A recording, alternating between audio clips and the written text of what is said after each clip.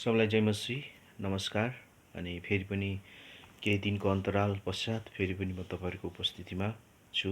अनि मेरो साङ्गीतिक यात्रा गीत सङ्गीतलाई जोड्दै अनि फेरि पनि सानो कोरस यहाँहरूको माझमा ल्याएको छु। अनि सुनेर आशिषित बन्नुहोला। अनि यो कोरसको शीर्षक अथवा टाइटल छ मलाई धुनुहोस् येशू तपाईँको रगतले। अनि हाम्रो पाप, हामी सबै पापी छौँ। हामी सबै पापी भएको कारणले हाम्रो पाप धुने एकमात्र बाटो, सत्य, जीवन अनि उहाँ नै हुनुहुन्छ, येशू नै हुनुहुन्छ। हुन्छ, यो कोरसलाई सुनेर तपाईँहरू आशिषित बन्नुहोला।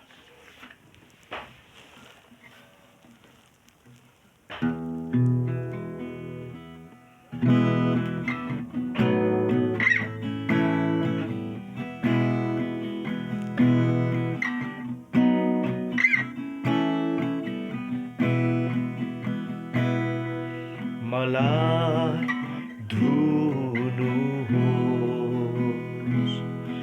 येशू तपाईँको रगतले। मलाई धुनुहोस् येशू तपाईँको रगतले। तपाईले नै हो मेरो पापलाई धुने। तपाईले नै हो मेरो पापलाई धुने।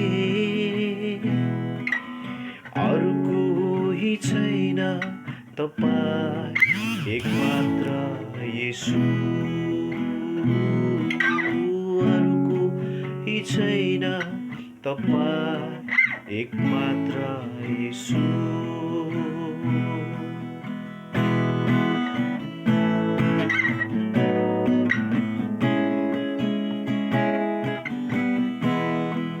मलाई धुनुहोस्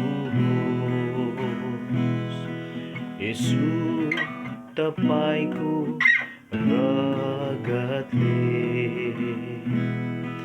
मलाई धुनुहोस्